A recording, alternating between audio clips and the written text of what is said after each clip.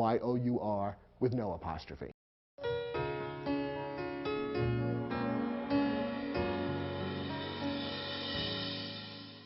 Once again, we gave you several sentences and challenged you to find any misspelled words they contain. Let's look at the first sentence. The American Civil Liberties Union works to defend freedom of speech and the other basic principles of our democratic society. The misspelled word here is principles. Remember that when principle refers to a rule, which is the use here, it should be spelled P-L-E at the end.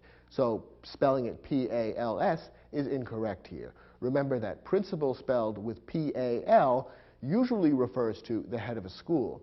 So if the American Civil Liberties Union went to court to defend the rights of a principal of a school, then it would be spelled P-A-L. But in this case, the sentence is talking about the basic rules of democracy, and therefore P-L-E would be the correct spelling for that kind of principle.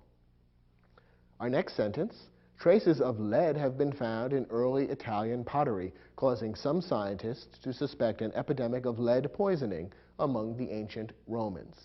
Here we have the word lead appearing twice, and as we saw, the word lead can often be confusing. Is it spelled correctly here?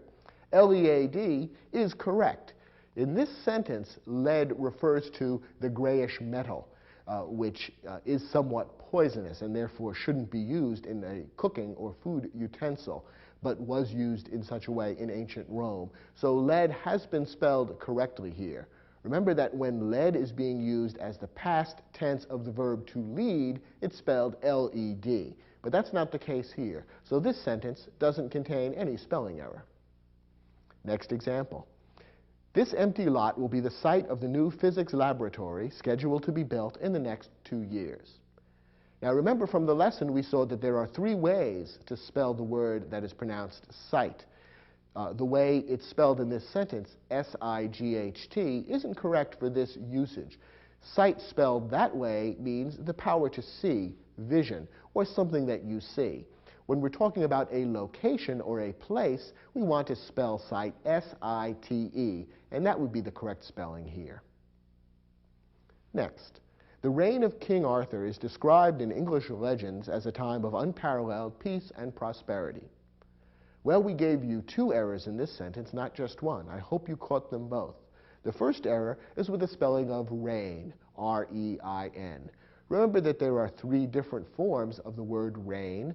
The way it's spelled here, R-E-I-N, would refer to the piece of leather that's used to hold back a horse, or it could be used as a verb meaning to restrain, control, or hold back. In this case, however, the author of the sentence is trying to use the word reign, spelled R-E-I-G-N, meaning the rule of a king, since he's referring to the time when King Arthur ruled or reigned over England. It should be spelled with the G. The other misspelling is the word peace. Remember that peace, spelled P-I-E-C-E, means a bit or part of something. In this case, however, the author is talking about a time of peace, meaning of tranquility, the absence of war. So the correct spelling would be P-E-A-C-E. Final example. The 3rd and 5th holes offer the most difficult challenge on this golf course. Here, course has been misspelled. C-O-A-R-S-E means rough, and it's an adjective. In this case, the word course is being used as a noun, and it's being used in this particular sentence to refer to a series of holes that go to make up a game of golf, the place on which a game of golf is played. That noun is spelled C-O-U-R-S-E, and that spelling would have to be corrected to make the sentence correct. Did you catch all these spelling errors? If not, take a look at the lesson and remind yourself of the principles behind the differentiation among all these different words that sound similar but are spelled differently. And when you're ready, move on to the next lesson.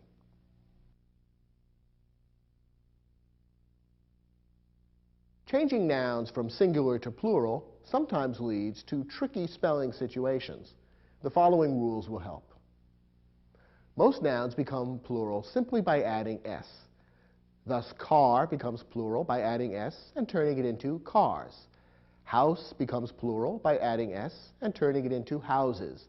and nation becomes plural by adding s and turning it into nations. In some cases, add es if the plural noun is pronounced with an extra syllable.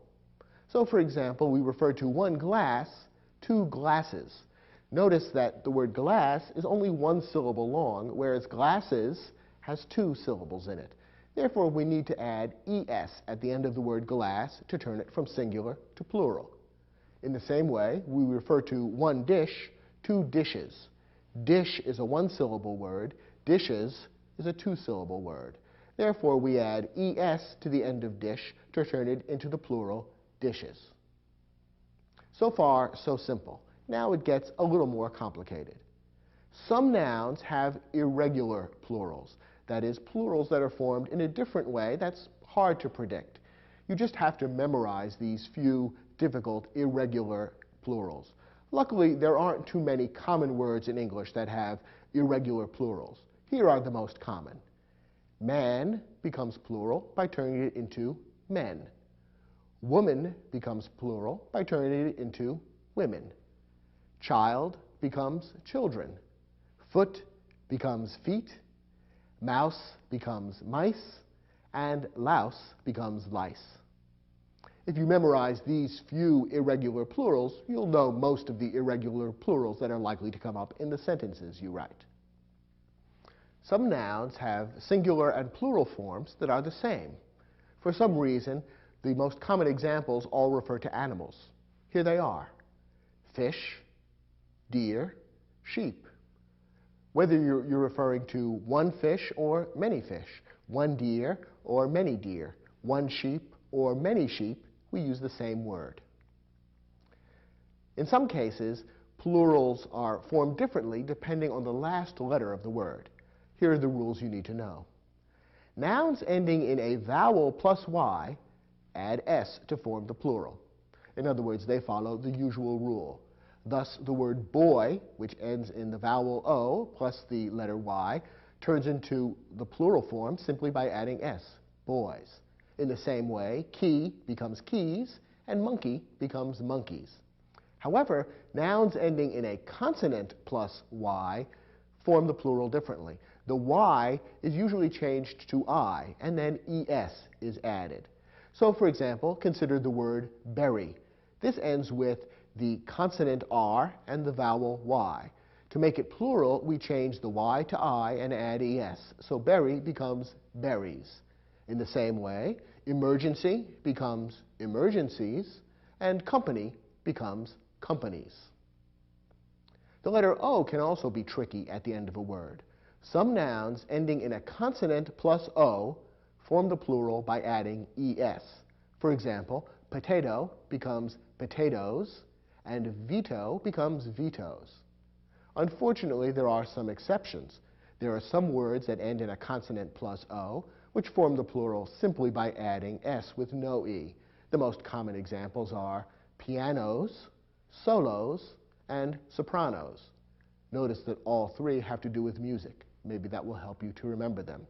Most nouns that end in a vowel plus o simply add s. For example, radio, which ends in the vowel I plus o, becomes plural simply by adding s, radios. In the same way, stereo becomes plural simply by adding s, stereos. Finally, some English words use a foreign plural form. Remember that the English language borrows lots of words from other languages, and those other languages have their own ways of forming plurals. And in a few cases, the English language still follows the foreign rule for whatever reason. Here are the most common words that you need to know which use a foreign plural form. The singular word medium refers to a form of communication. Television, for example, is a communications medium. The plural form is media, M-E-D-I-A. People often talk about the media, by which they mean, for example, television, movies, radio, the internet, the print media, such as books and magazines, and so forth. When you hear people talking about the media, they are really talking about all the different media, each one of which is a medium. So media is a plural word, referring to one medium and another medium and yet another. Another singular word that follows the foreign rule for pluralization is phenomenon. A phenomenon is a happening. When you're referring to more than one phenomenon, we call it phenomena. The on at the end turns into a. So when we are speaking of more than one phenomenon, we speak of phenomena, unusual phenomena, for example. A criterion is a rule or yardstick. Again, when we want to turn this into a plural, we change the on at the end into an a.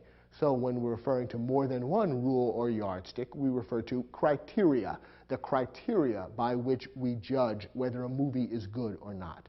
The most important criterion, however, might be the acting. Finally, the word crisis means a turning point or a time of difficulty.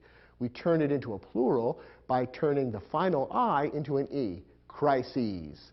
Richard Nixon wrote a book about his political career which referred to several crises through which he had lived. One last point under the pluralization issue. There are a couple of words in English that people often confuse as to whether they are singular or plural. So we put these under the heading of, is it singular or plural? Take the word data, for example. Technically, the word data is a plural word. It refers to several pieces of information. A single piece of information, if you want to refer to that, would be called a datum, D-A-T-U-M. That's the singular form of data. It's rarely used, however. The important thing to remember is when you do refer to data that you are using a plural word. So, for example, if you were writing a paper about a scientific experiment, you might say the data are complex. You would use the plural verb are, not a singular verb, because data is plural. Well, now that you've seen these rules about how to turn singular words into plural words and spell them correctly, try the exercise, which will give you a chance to test your knowledge of these rules. When you're done, come back and we'll see how well you did with the exercise.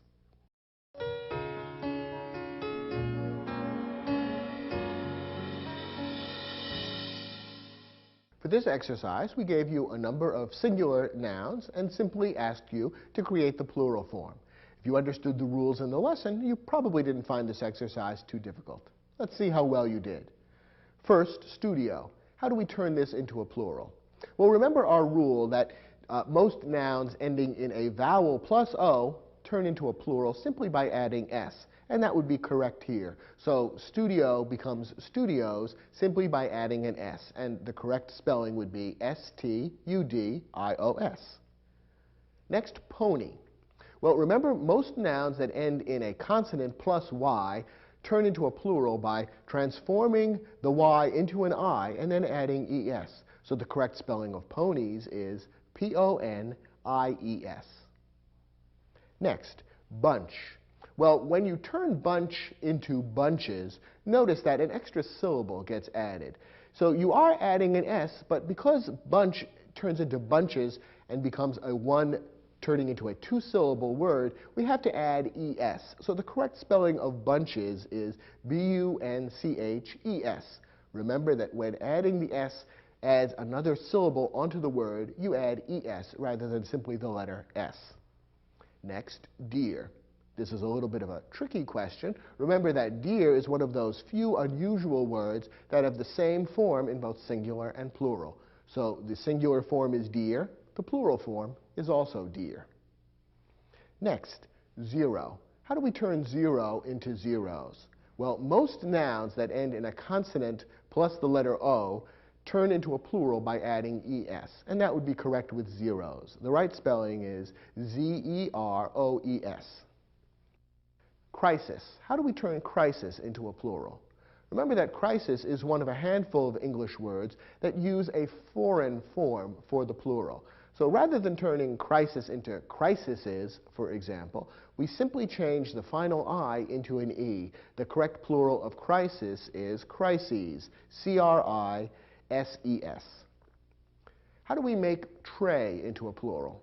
Well, this is a word that ends in a Y, but remember, our unusual or special rule only applies to a word that ends in a consonant plus Y.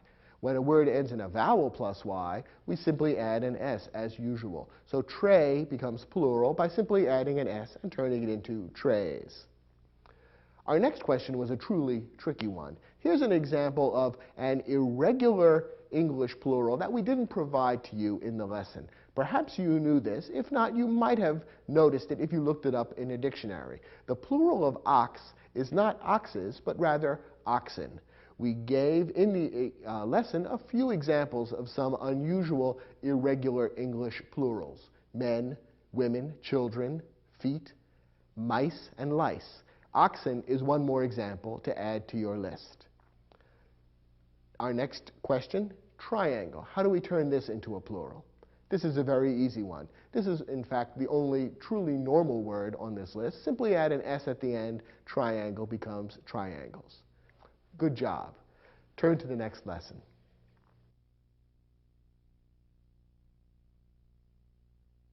In this lesson, we're going to talk about one final aspect of spelling, namely capitalization. Capitalization refers to using a large letter at the beginning of a particular word. Now, the rules for capitalization can be very complicated, and they do vary from one type of publication or one situation to another. In fact, for example, newspapers and magazines often have their own style manuals, which are guides that their writers and editors follow, which cover rules such as capitalization. And they may have their own specific form of capitalization, which may differ from what other magazines and newspapers follow. Your teacher may ask you to use a particular style manual in writing papers for his or her class. And if so, you'll want to look at the rules on capitalization that are provided in that specific style manual. What we're going to do in this lesson is provide the basic rules for capitalization. We're not going to try to get into all the possible details that we could address, but we'll provide you with some basic rules which will cover 90% of the situations that are likely to arise in your writing and which you won't make any serious mistakes if you follow. Here they are. First, always capitalize the first word of a sentence. Next, capitalize the name of a specific person, place, or organization. For example, you would capitalize the first letter in each of these names: Brad Pitt, Minneapolis, Swarthmore College. If you're not referring to a specific person, place, or organization, you would use a lowercase letter. So, for example, if you were writing a sentence that simply referred to colleges in the United States, you would not capitalize the word college because a specific college is not being referred to. Capitalize the name of a day, month, or holiday. For example, you would always capitalize the first letter of Saturday, April, Columbus Day. Don't capitalize the names of seasons. So, for example, use a lowercase letter for the beginning of the words spring and autumn. Capitalize the names of historical eras or events. For example, each of these terms would be capitalized: World War II, the Renaissance, the Cultural Revolution. This last phrase refers to an era from modern Chinese history. Notice that the word "the" usually is not capitalized. Only the main word in these titles is capitalized. Always capitalize the name of a nationality or region. For example, you would capitalize the first letter in Korean, the Mideast, the Northwest Territory. Don't capitalize directions. This is different from describing a region. When you're using a directional name to describe a place on the globe, a particular area of the world, such as the Mideast, you would capitalize it. But when simply referring to a direction of the compass, you would not capitalize it. So, for example, in this sentence, we do not capitalize the word west. Go west, young man. Here, the word west is not referring to a region known as the West. Instead, it's simply pointing in a particular direction, and therefore capitalization is not used. Capitalize a rank or title when joined to a name. For example, we would capitalize the ranks or titles in the following phrases: President Bush, Secretary General Kofi Annan, Archbishop Moore. Titles and ranks are usually not capitalized when they're not joined to names. For example, in this sentence, The president addressed the crowd. The word president is not capitalized. Of course, it would be if it said President Bush addressed the crowd. Finally, capitalize the first word and other important words in the titles of works of art. Here are some examples. The Old Man and the Sea. This is the name of a famous novel. The first word is the, so we capitalize the T. Old, man, and sea are all important words, and they are capitalized as well. Another example. Arrangement in black and gray. This is the name of a famous painting. In fact, you probably know the painting by the name of Whistler's Mother. The actual title is Arrangement in Black and Gray. The first word, arrangement, is capitalized, and so are the important words black and gray. Here's the title of a piece of music. Symphony in D major. Symphony, D, and major are all capitalized. Notice that in all of these examples, we did not capitalize words like and or. We did not capitalize articles, which includes the, a, and an we did not capitalize prepositions. The rule is that prepositions that are shorter than 5 letters should not be capitalized when they appear in titles. A preposition that is 5 letters long or longer should be capitalized. A word that's that long looks a little strange in the title when it is not capitalized. So, for example, if you were writing the title of a work that included the preposition through, which is longer than 5 letters, you would capitalize the T at the beginning of through. Otherwise, most prepositions, which are shorter than 5 letters, are not capitalized. So words like to, in, for, by, from, and so on would not be capitalized unless, of course, they happen to be the first word of the title. So these are the most important basic rules for when you capitalize words. Otherwise, don't capitalize words that appear in your sentences. It's not necessary. After you've absorbed these rules, try your hand at the exercise that tests your understanding of capitalization. When you're done, come back and we'll see how well you did on the exercise.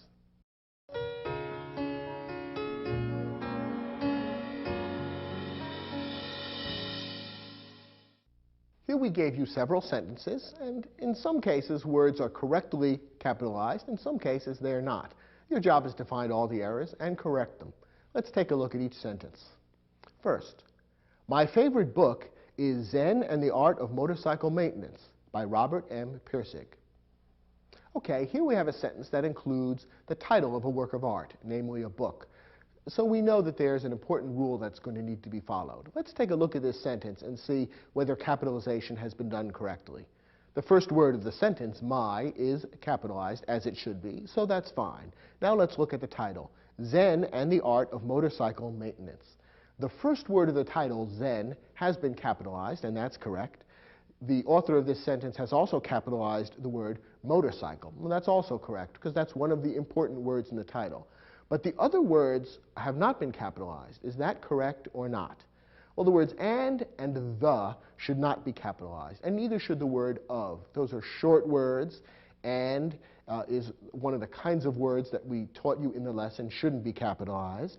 The is an article, and of is a short preposition, and none of those should be capitalized.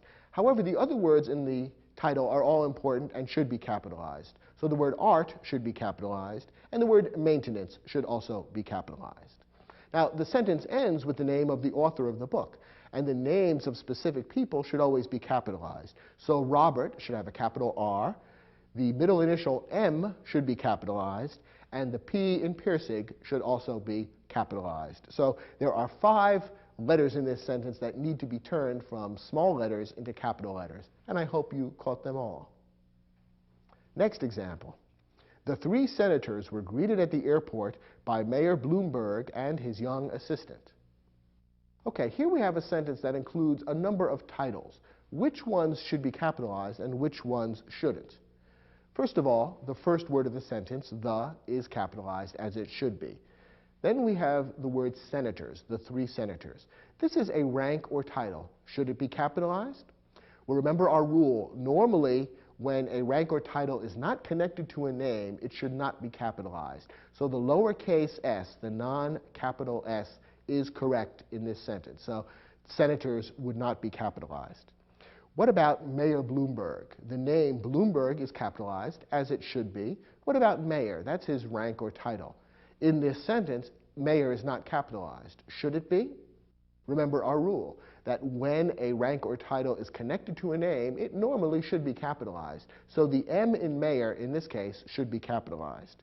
There's one other title that's mentioned here, Mayor Bloomberg and his young assistant. Assistant is another rank or title. Should it be capitalized?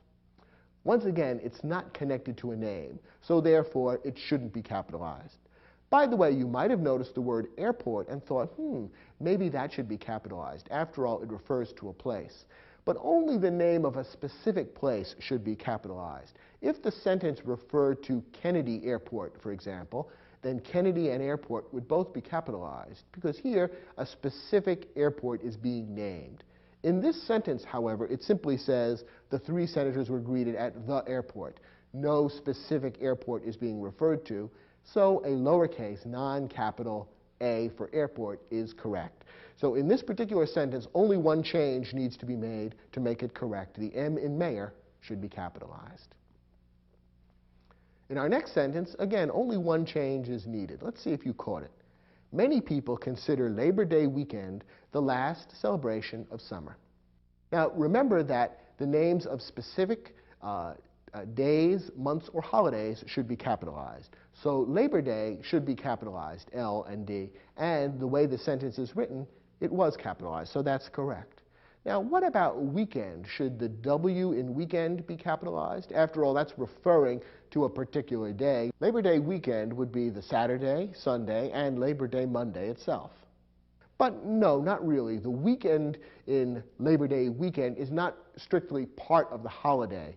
Only the names of days like Saturday, Sunday, Monday should be capitalized, as well as the name of the actual holiday, such as Labor Day. So if you were referring to Labor Day weekend, the evening of Labor Day, the day before Labor Day, you wouldn't capitalize any of those other words. Only Labor Day itself should be capitalized.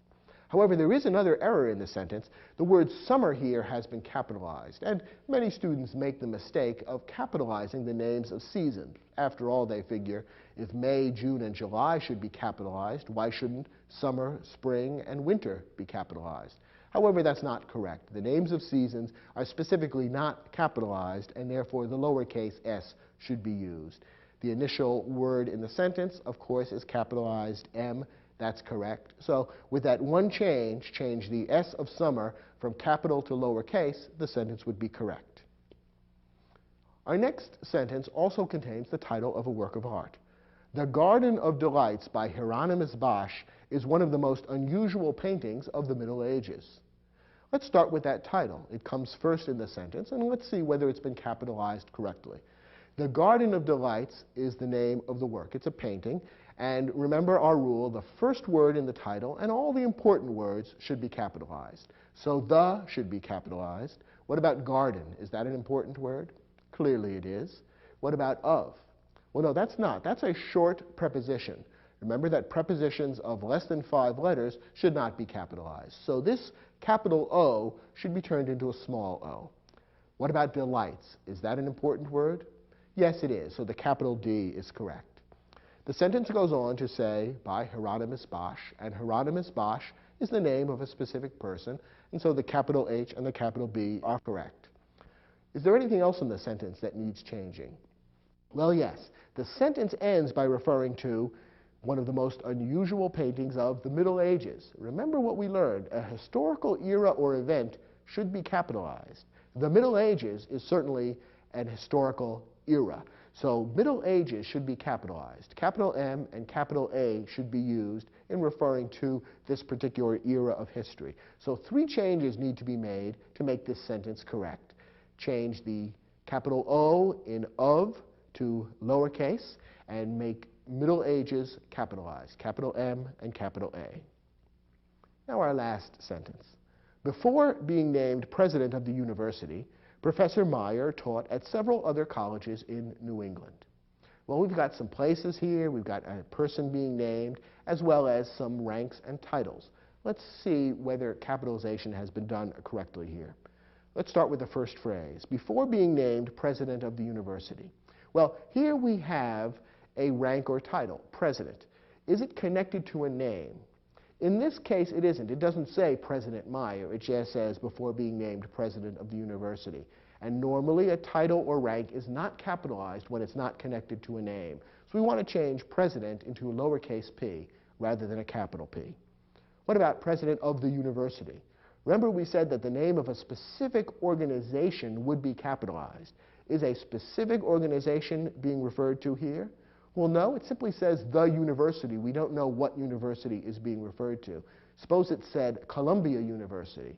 Then there would be a specific organization being referred to, and Columbia University, both of those words would be capitalized. But when we simply refer to the university, it's not a specific organization, so we have lowercase u instead. That's a second change that needs to be made. Okay, the sentence goes on to refer to Professor Meyer. Now, Meyer, of course, is capitalized. That's the name of a specific person. What about professor? It's lowercase here. Is that correct? It's a rank or title, and in this case, it is connected to the name of the person, Professor Meyer. Therefore, it should be capitalized. The P in professor should be a capital P. So that's another change that needs to be made. Finally, the sentence says that Professor Meyer taught at several other colleges in New England. Now, what about the word colleges there? It's the name of an organization. Should it be capitalized? No, because a specific college is not being referred to, rather a group of several other unnamed colleges. Finally, the sentence refers to New England. That is a region of the country, and a region or nationality should always be capitalized. England has been capitalized, but the author of the sentence forgot to capitalize new, and it should also be capitalized because the name of the region being referred to here is not England, it's New England. That's what we call those 6 states in the northeastern part of the United States, Maine, New Hampshire, Vermont, Connecticut, Rhode Island, and Massachusetts, constitute New England. So those 6 states make up a specific region, and the whole title of the region, New England, should be capitalized. So in this sentence, we actually need to make 4 changes. President and university should be lowercase, professor and new should be capitalized. I hope you caught all those changes. If you did, you can consider yourself an expert in capitalization.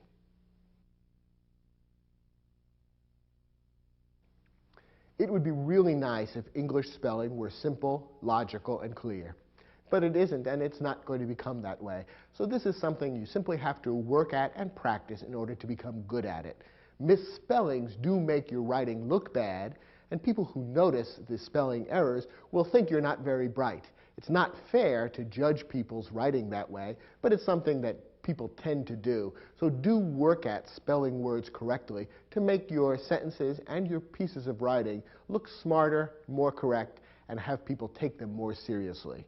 Here are a couple of final tips that can help you become a better speller. Number 1, don't be afraid to use the dictionary. One of the reasons dictionaries were invented was to make it easy to look up the correct spelling of difficult words. And when you sit down to begin writing a piece of work, whether it's for school, for your job, or any other purpose, get into the habit of pulling the dictionary off the shelf and putting it on the desk next to you. And that way, it'll be easy to look up any word that you are in doubt about. If the dictionary is up on the shelf, out of reach, when you set to work writing and you come upon a word that you're not quite sure about, it's very tempting to simply put down your best guess and not bother to get up from the chair and pull down the dictionary. Getting the dictionary and putting it next to you before you begin work will guarantee that you're more likely to actually use the dictionary and therefore correct misspelled words as you write. My second tip is this: get a little notebook and begin keeping a list of words that you misspell. Whenever you get a paperback from a teacher, for example, if the teacher has pointed out 1 or more words that you've misspelled, write down the correct spelling of those words in your notebook. Review the notebook from time to time and add to it every time you catch yourself misspelling a word. Chances are good that the words you write in your spelling notebook will be words that you'll come to learn sooner or later, and in time, you'll never misspell them again. So the sooner you begin keeping your own personal spelling notebook, the sooner you will banish your own personal spelling demons and improve the accuracy of the spelling you do in your own writing. Well, thanks for watching. I hope you got a lot out of the techniques for spelling and capitalization that we taught you in this program. And I look forward to seeing you and working with you on other grammar topics as you review the other programs in Video Aided Instruction's English Grammar Series.